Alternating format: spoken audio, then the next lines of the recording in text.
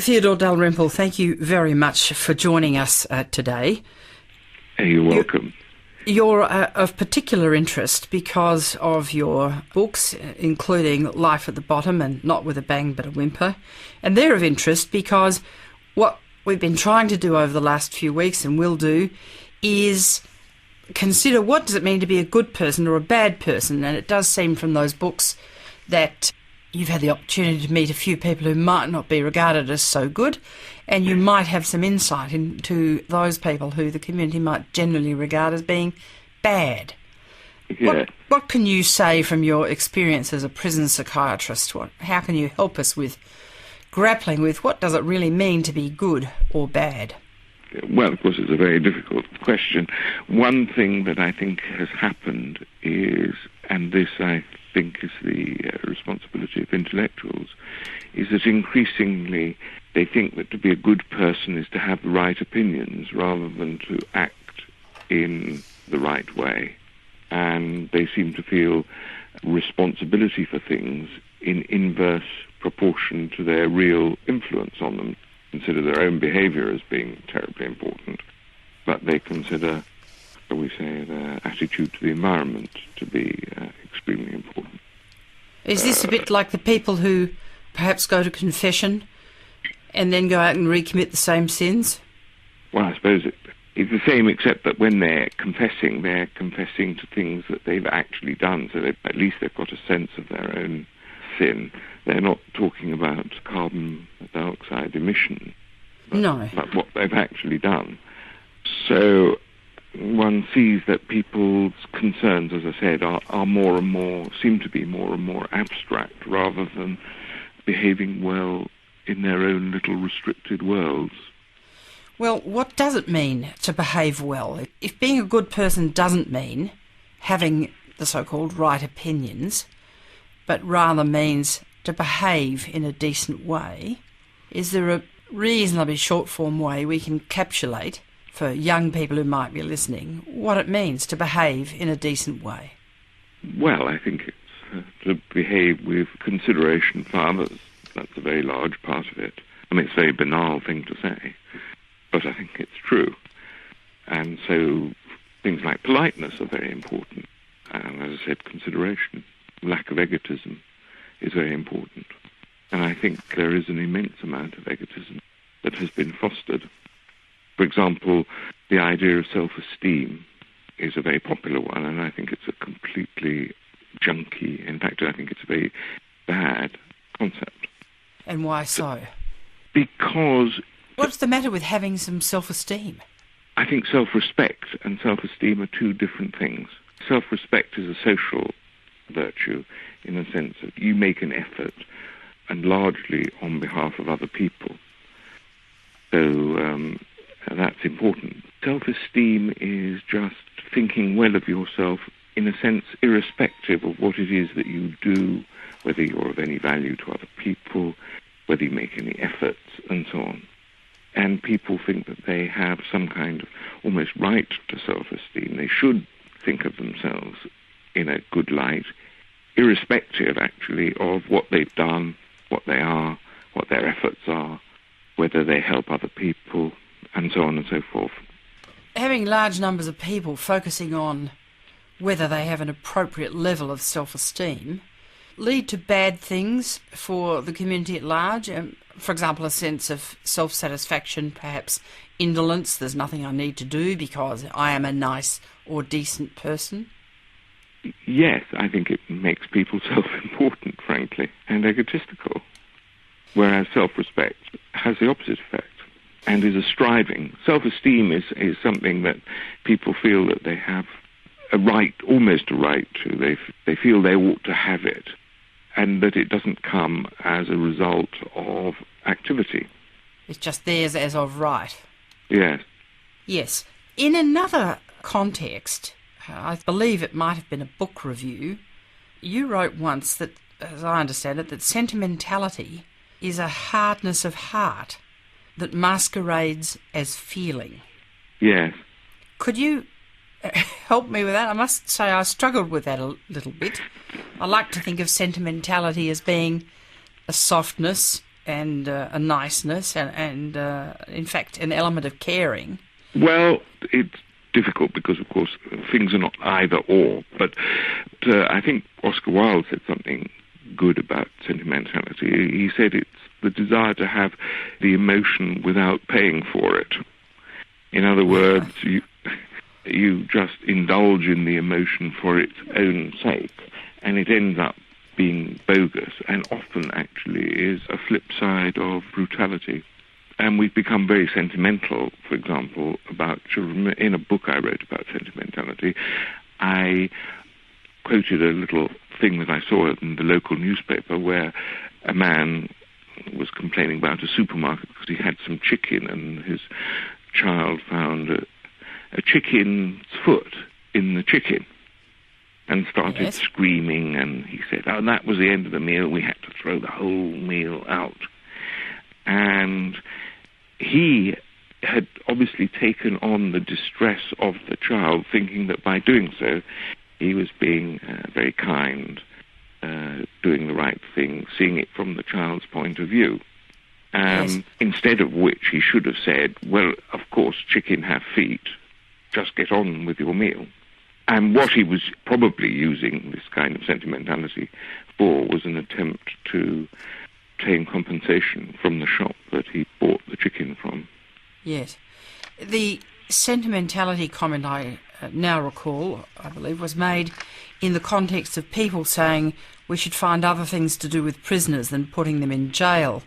And your point of view at the time was that, look, jail may not be perfect. It may not, in a sense, be a cure-all. That is, prisoners come out of jail and don't reoffend. We all know it doesn't work in that context. But just because it doesn't work doesn't mean that it's not a good idea.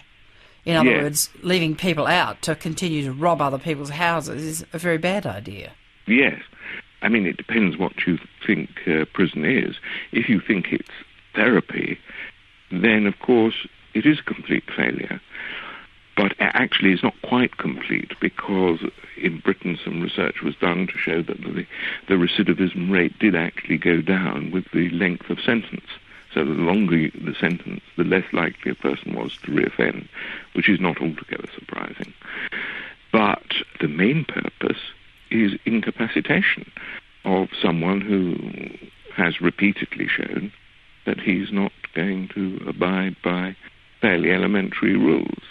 And actually, it's very easy to show, I can't speak for Australia because I don't know the figures in Australia, but it's very easy to show in England that the reoffending rate of people who are on community sentences, that is to say, who are doing probation or some other so-called sentence, their reoffending rate is several 100%. And in fact, hundreds of thousands, if not millions, of crimes are committed by people who are already convicted of crimes and serving community sentences. So in other words, these community sentences are actually promoting crime. And what one has to remember is that the main victims of crime are not rich people. They're not people like me. They're poor people. It is true that criminals, on the whole, come from the poorer sections of society. But it is also true that their victims come from the poorer section of society. And since the class of victims is many times larger than the class of perpetrator, it follows that failure to incapacitate the criminal is very unpleasant, is very harmful to the poor. Yes, indeed. Can we move on to another topic that I understand has taken your interest, and that is the Olympics? Yeah. And in particular, an article, or the sentiments contained therein, called An Orgy of Self-Congratulation. And I thought I should share with you that we didn't have that kind of orgy in Australia. We had one of self-flagellation because we were very unhappy that we didn't win the swimming medals that we thought we should have. As of right, of course, because we're Australians, we think we should be able to win these swimming medals. But it does raise the question of the Olympics generally, and whether we should in fact be pouring all the money we do into this pretty fantastic event that happens every 4 years, for which most of the commercialisation doesn't seem to have a terrible amount to do with the athletes. Yes. No, I'm totally opposed to it, and I think it's all rather horrible. And the idea of a country congratulating itself because it's won a lot of medals is a kind of almost totalitarian mindset. And, of course, the totalitarian countries did actually use the Olympics to demonstrate the superiority of their system. I think it's wrong to congratulate yourself on having a lot of medals, and I think it's wrong to flagellate yourself for not having won a lot of medals. The most sensible, in fact the only sensible country that I can really think of is India, which didn't win many medals despite the fact that India is, a sixth of the world's population, because the Indians studiously refuse to get enthusiastic about this thing, and I think that is the correct attitude. They don't prevent, of course it's a reasonably free country, so they don't prevent anyone from participating if he wishes, but he has to be a genuine amateur. So I think India came out of it very well. Yes. What could we do to allow athletes who, I personally think it's a perfectly fair thing to have as an aspiration that you want to be the fastest swimmer or the best basketball team or whatever. That's not a bad thing, but I'm not convinced that the Olympics remains the appropriate forum in which to do that, because of all the shenanigans that go on about choosing which country will host it, and within the sporting administrations how they pick the teams. It's all just got an air about it that's not attractive. But do you agree it's a fair thing for an athlete to want to be the best in the world? Yes, although I mean, this is my personal feeling. It's not an achievement that I personally value terribly highly. Sure. Well, we all have different. I mean, I would think it's a better thing to be a good piano player. I would say that is a much higher aspiration. Sure, but it's not wrong. No, it's not wrong. We all have different aspirations, and someone who wants to play a piano, well and good, but most of them don't do it as a charity either. You know, they're all very keen to have the, I don't know what you would call it, a platinum record these days. Yeah. It seems that, well, not whatever field, but in so many fields, people have a great desire to be popular, and perhaps being the best or the highest selling CD for a pianist seems to indicate some sort of popularity that makes us feel better about ourselves. Yes, never having had that experience, I can't... No, me either, I can assure you. I'm definitely not built to be an athlete. No doubt about that, and I'm trying to learn the piano, but it's a slow process. Yes. I think it's much better that large numbers of people participate in sport because they enjoy doing it. And part of enjoyment is, of course, mastering the skill and being better than other people, so I'm in favour of competitive sport. But I'm certainly not in favour of, I dislike the exaggerated emphasis on it, which I can see in my own country. I don't know. I don't think Australia's particularly keen on football, soccer, but in Britain it is, and it exerts an almost... You're almost forced into pretending, at any rate, that you're interested in it. And if you take our newspapers, for example, The Times, it has far more about football than all world news put together. Australia might fit in the same category. As you say, you don't know about Australia. I understand soccer is the fastest growing sport. In Australia. In Australia, and we play our own particular football league and a couple of different types of rugby, and it's quite right that large portions of our newspaper are devoted to coverage of these sports that many people are interested in, but many are not. Can I come back to the question of competitive sport, put the Olympics aside? Yeah. Back on the point that you made that it's not just about having self-esteem because you're entitled to it, but some self-respect. Isn't it true that being good at something and getting recognition for that, not necessarily in the form of a medal, just recognition that you are good at this particular thing, is a good thing and does in fact help us have respect for ourselves? Yes, but we also have to put, I think, the various things that we want to be good at in some kind of hierarchy of achievement. And sport doesn't necessarily rate at the top. Yes. Not for me. I mean, I know that many others would disagree, but it doesn't for me, no. Can we move on to another point, and that is charities? Yes. There just seem to be an endless number of phone calls going to Australians asking for them to buy a raffle ticket in this or donate to that, and if you care, you'll do this. And for so many, it's a way of demonstrating to themselves that they are good people because they give to this charity or whatever.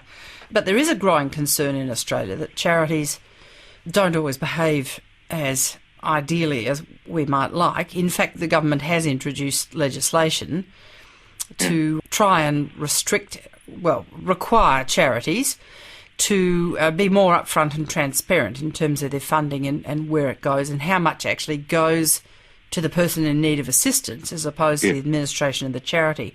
Is this a problem that's prevalent in the United Kingdom? Oh, yes. I think we're the world leaders probably in the corruption of charities.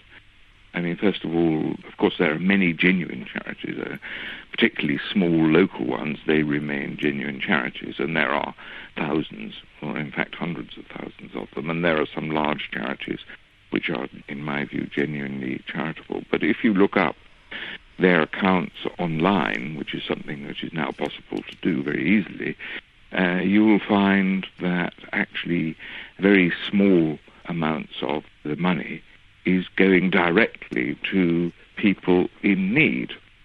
And actually they seem to be more careerist orientated. First of all, the directors of charities have very large salaries. There are large numbers of people making quite a good living from it. They use large amounts of money for things like advertising, about 20% of their revenues. They have, I don't know whether you have this in Australia, we have charity shops where people go and give things which charities then sell. There's one organ, the British Red Cross, for example. I looked up its accounts.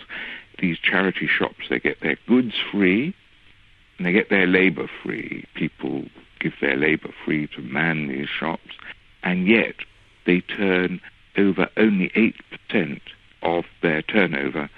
They turn that over to the charity. How is that possible? What is happening to the rest? It must be very, very high rental.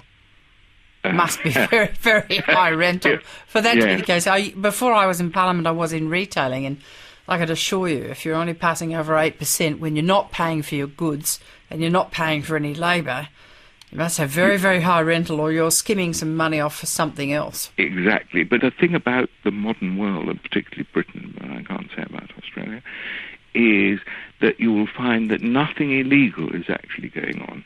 It's grossly dishonest, but it's not illegal.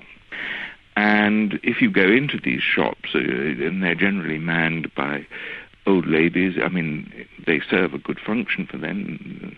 They believe they're doing good and they're doing something for society. And you say to them, how much of the money you take is going to the charity? They look at you wide-eyed and say, well, all of it, of course. That's because they actually do hand over the money without deduction, to some organisation. But very little of that money actually gets to the charitable purposes. Well, now, this is, in my view, typical of a form of corruption which is not actually illegal. Well, I can assure you we have, to a degree, similar problems in Australia. Can we move to one last area, and that is Europe and the current problems that they're facing? Yeah. There was an interview in which you participated where, because you asked a question about the European project, you were immediately classified as a Eurosceptic. Yes. And further on, because you asked something else and weren't sure that the union was necessarily such a good thing, you found yourself perhaps put in the basket of being a fascist, as if there were only two choices in each of these cases. You're either in favour of the union or you're a Eurosceptic. You have to be one or the other. In black and white, in your favour in the union or you're a warmonger. Attributing, apparently, to the union the cause of peace, in some peace at least, and all not entirely in Europe, since its inception. Do you find that propensity for journalists to put a proposition to you, which if you accept you are put in the bad boy basket, is a common thing?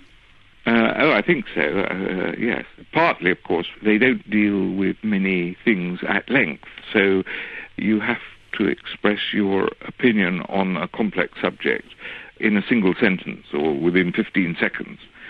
And that reduces everything to schematism. I mean, you have to talk in cliches or sound bites, and you can't qualify anything.